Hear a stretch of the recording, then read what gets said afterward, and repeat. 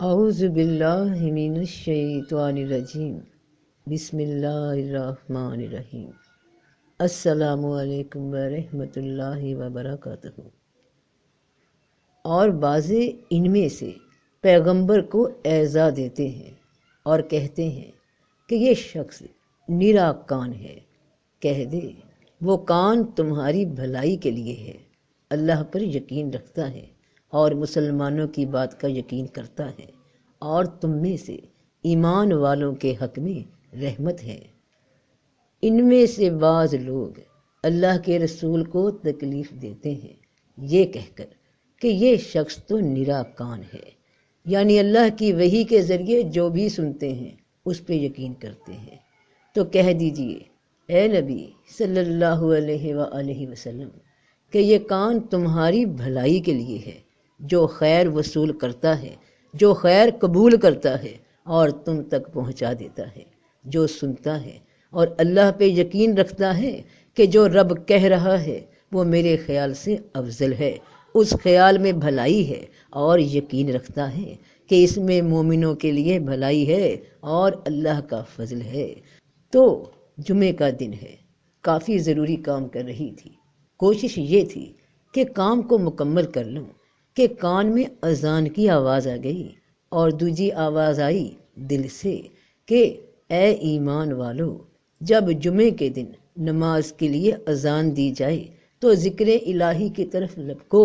اور خرید و فروخت چھوڑ دو، تمہارے لیے یہی بات بہتر ہے اگر تم علم رکھتے ہو۔ بس اس خیال کا آنا تھا کہ کام وہیں چھوڑ دیا جو کہ میرا کام تھا، اور اس کام کی طرف چلی گئی جو میرے رب کا کام ہے، اس کا حکم ہے۔ اس دوران وضو کرنے تک جانے کے وقفے میں پھر کوئی بولا ذہن سے کہ بس 1 آدھ گھنٹے کی بات ہے، ایسا نہ ہو کہ لائٹ چلی جائے یا تم بھول جاؤ جو بھی ذہن میں تازہ ہے، یا کوئی اور مسئلہ ہو جائے، پہلے کام مکمل کر لو، ابھی تو کافی وقت ہے ظہر کے ڈھلنے میں۔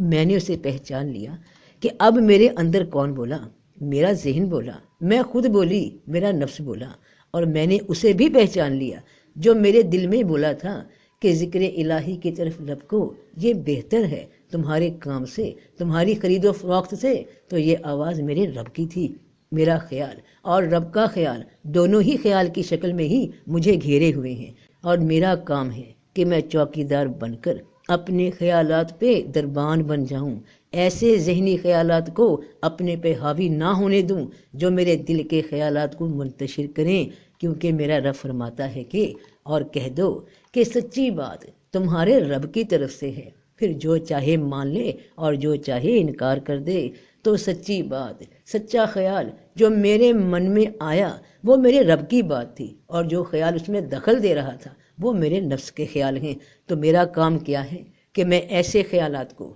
اپنے آپ سے باہر نکال دوں، ہاتھ میں لاٹھی پکڑ کر انہیں دور ہانک دوں، اپنے پاس پھٹکنے نہ دوں۔ اور یہ تب ہی ممکن ہے جب میں اپنے قریب رہوں گی، اپنی سوچ پہ غور کروں گی، ایک سانس غافل نہ ہوں گی، جم کے پہرا دوں گی کہ اب میرے ہی اندر کون سی سوچ اٹھی ہے۔ اگر خیال نیک آیا تو میرے رب کا رابطہ ہے، اس کا احسان ہے، اس کا فضل ہے جو اس نے مجھے راہ دکھا دی کہ اب اس وقت یہ کرو، اور جو اس نیک خیال میں دخل دے، اسے کرنے سے روکے، اس پہ بہانے بتائے، تو وہ ہے میرا نفس، اس کا خیال، میرا خیال، اور ایسے خیال کو میں لاٹھی سے ہانک دوں کہ چل باہر نکل، دفع ہو جا، تو اور تیری بتائی مصلحتیں میرے رب کے دیے خیال کے مقابلے میں کیا ہیں؟ تو مجھے باغی کرتا ہے میرے رب سے، تو جا، میں نہیں آتی اب تیرے داؤں میں، بھاگ جا یہاں سے، نہیں تو برا حال کر دوں گی تیرا، تجھ سے بیگانی ہو جاؤں گی۔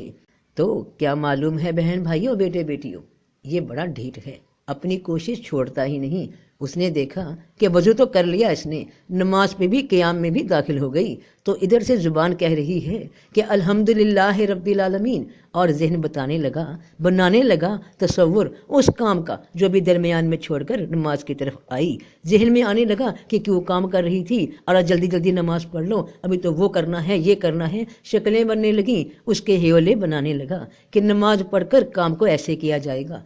تو کوئی بات نہیں بچے، میں اتنی بے خبر نہیں کہ دوران عبادت تو میرے دماغ میں داخل ہو جائے۔ دربان بٹھا رکھا ہے میں نے اللہ کے فضل سے، اس کی مدد سے میں نے دھیان پھر ان لفظوں پہ ہی مرکوز کر دیا کہ الحمدللہ رب العالمین، کہ تمام شکر تمام تعریف میرے پروردگار کی جو سارے جہانوں کا مالک ہے، کیونکہ میرے رب نے مجھے یہ طریقہ بتایا کہ کیسے پہرا دینا ہے اپنے خیالوں پہ، کہ اے ایمان والو، جس وقت تم نشے میں ہو تو نماز کے نزدیک نہ جاؤ، یہاں تک کہ سمجھ نہ لو کہ تم کیا کہہ رہے ہو۔ تو نشہ کیا صرف شراب کا ہوتا ہے؟ نشہ ہر وہ چیز ہے جو تمہارے دماغ پہ چھائی ہوئی ہو، کسی بھی حالت میں، کسی بھی عمل کی شکل میں، کسی بھی خواہش کی شکل میں، کہ اسے پورا کرنا ہے۔ اور نماز اور اللہ کی عبادت کیا صرف یہی ہے کہ مسلے پہ کھڑے ہو کر کچھ دیر تک قرآن کی چند آیات کو پڑھنا؟ نہیں، نماز ہے اللہ کی پسند کے مطابق اپنی زندگی کو ڈھال دینا،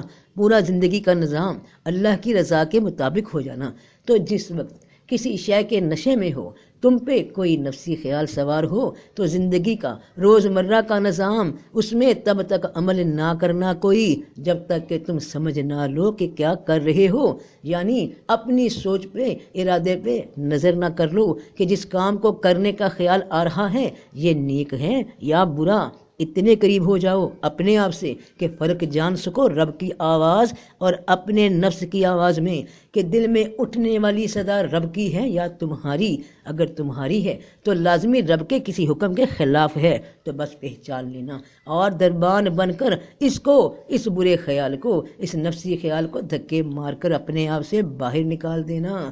تو جو لوگ اللہ پر اور آخرت کے دن پر ایمان لاتے ہیں وہ تم سے رخصت نہیں مانگتے اس سے کہ اپنے مالوں اور جانوں سے جہاد کریں، اور اللہ پرہیزگاروں کو خوب جانتا ہے۔ تو اللہ جانتا ہے ایسے بندوں کو جو اپنی جان اور مال کے ساتھ، یہ مال کیا ہے؟ تمہاری آنکھیں، تمہارے کان، تمہارے حواس، ان کے ساتھ اللہ کی راہ میں لڑتے ہیں، کان کی نفسی خواہش سے کہ کچھ ایسا سنیں جو رب کو پسند نہیں، جیسے کہ غیبت، کسی کی برائی، اور آنکھ کی نفسی خواہش کہ کچھ ایسا دیکھے جو رب نے منع فرمایا۔ تو اللہ جانتا ہے کہ کون لوگ اس کی راہ میں اپنی جان، اپنے نفس کو جد و جہد میں لگائے رکھتے ہیں، کہ دھیان رکھتے ہیں، پہرا دیتے ہیں اپنے خیالات پہ، اور تم سے رخصت وہی مانگتے ہیں جو اللہ پر اور آخرت کے دن پر ایمان نہیں رکھتے اور ان کے دل شک میں پڑے ہوئے ہیں، سو وہ اپنے شک میں بھٹک رہے ہیں،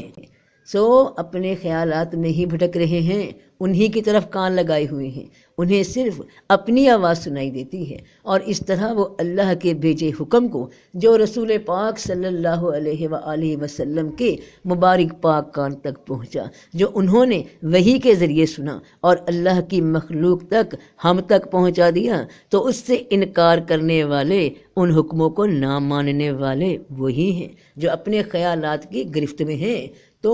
اپنے خیالات پہ پہرا دو، اپنی سوچ پہ پہرا رکھو، کہ جو دم غافل سو دم کافر۔ تو سب کا بھلا،